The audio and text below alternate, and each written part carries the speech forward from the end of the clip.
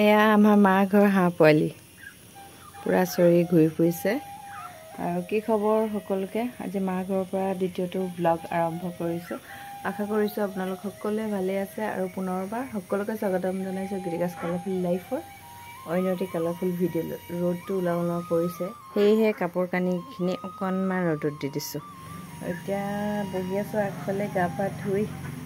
কি কৰোঁ আজিৰ দিনটো আপোনালোকক দেখুৱাই থাকিম, চাই থাকিব ভিডিঅ'টো শেষলৈকে। আৰু শেষত ধুনীয়া এটা কমেণ্ট কৰি জনাবলৈ একেবাৰে নাপাহৰিব। তেনে বলকচোন আজি ব্লগটো আৰম্ভ কৰোঁ। ৰ'দটো ওলোৱা নিচিনা কৰিছে, চকুকেইটা বিষাইছে কিবা। এতিয়া ভাত ৰান্ধিব লাগিব, দুপৰীয়া কি খাওঁ শ্বেয়াৰ কৰিম আপোনালোকৰ সৈতে। বহুত দিনে হ'ল অমিতা খোৱা নাই আৰু এই সৰুজোপা অমিতা লাগি আছে, মাক এটা ছিঙি দিব ক'ব লাগিব।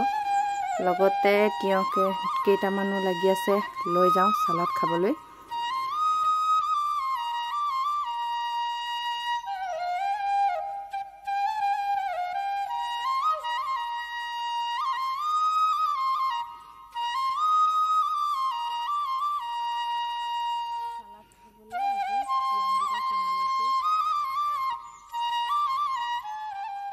দুটা তিয়ঁহ ছিঙি আনিলোঁ বাৰীৰ পৰা। আৰু এইফালে হৈছে মোৰ দেউতা আজি বতৰটো ভাল কৰা দেখি তামোল পাৰিছে, লগতে পাণো এঠাল ছিগি আহিল তামোলৰ লগতে।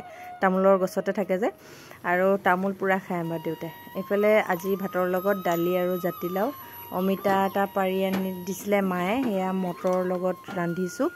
আৰু তিয়ঁহ চালাড কৰি খাব লাগিব আজি দুপৰীয়া সাঁজ এনেকৈ আৰু চিম্পলকৈ।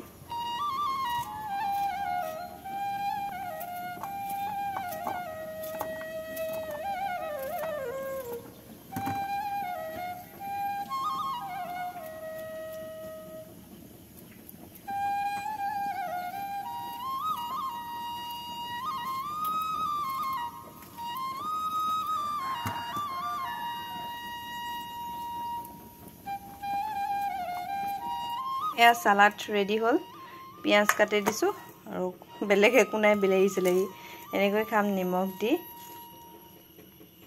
এতিয়া ভাত পানী খাই আজৰি, আবেলি হ'লগৈ। এয়া অমিত পূৰা তামোল বুটলাত ব্যস্ত হৈ আছে, দেউতাই পাৰি গৈছে আৰু অমিতে বুটলি গৈ আছে। তামোল এতিয়া পকি গৈছে যিহেতু, সেইকাৰণে পুতি ৰাখিবলৈ এয়া তামোল ময়ো অকণমান বাছি দিলোঁ, কেঁচা ভাগে পকা ভাগে সৰু ভাগ চব কৰিছে ভাগে ভাগে, ময়ো অকণমান বাছি মেলি দিলোঁ। ভাল লাগে এনেকুৱা কিছুমান কাম কৰি, আগতে যিহেতু সৰু থাকোঁতে ঘৰত থাকোঁতে যিহেতু কৰি দিছিলোঁ। আৰু এয়া হৈছে মোৰ মা ভাগৰ কুকুৰা পোৱালি, ইমান আমনি কৰি আছে, সেইকাৰণে চাউল কেইটামান দি দিছোঁ।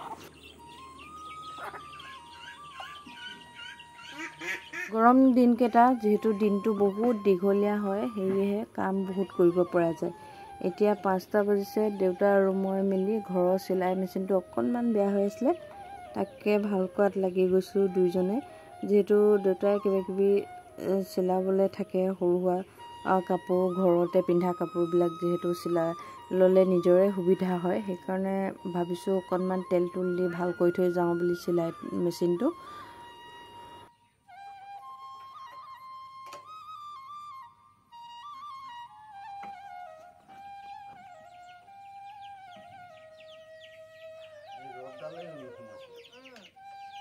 এতিয়া আহিছোঁ এযোৰ আপোনালোকৰ সৈতে কাপোৰ শ্বেয়াৰ কৰিবলৈ, যিযোৰ মিক্স পাটৰ কাপোৰ হয়। মই স্কিন পেইণ্টিং কৰিছিলোঁ আৰু এই কাপোৰযোৰ উকাতে মই অকণমান ভিডিঅ' কৰি ৰাখিছিলোঁ। আৰু এইযোৰ মই মাক বিহুত গিফ্ট কৰিছিলোঁ স্কিন পেইণ্টিং কৰি। আৰু মই ইয়াত ৰাণী পিংকত কালাৰটো কৰিছিলোঁ, এটা পুৰণা ডিজাইনৰ ফুলৰ যিটো গছ ফুল বুলি কোৱা হয়, সেইটোত মই কৰিছিলোঁ। কাপোৰযোৰ কালাৰটো বেক কেমেৰা আৰু ফ্ৰণ্ট কেমেৰাত অলপ বেলেগ আহিছে। কাপোৰটো একেবাৰে লাইট কালাৰ হয়, পিন্ধিবলৈ একেবাৰে পাটৰ কাপোৰ যেন লগা নাই নে। ব্লাউজটোত মই স্কিন পেইণ্টিং কৰা নাই, পিছত কৰি দিম বুলি ভাবিছোঁ, যিহেতু মায়ে ব্লাউজটো এতিয়া চিলাইছেহে। আৰু কাপোৰযোৰ দেখিবলৈ কেনেকুৱা লাগিছে কমেণ্ট কৰি জনাবলৈ একেবাৰে নাপাহৰিব। আচলতে কাপোৰৰ ৰংটোৰ ওপৰতহে ডিপেণ্ড কৰে, কাপোৰটো কম দামী হ'লেও বহুত হেভি নিচিনা দেখায়। কাপোৰযোৰ কেনেকুৱা লাগিছে কমেণ্ট কৰি জনাবচোন আপোনালোকে।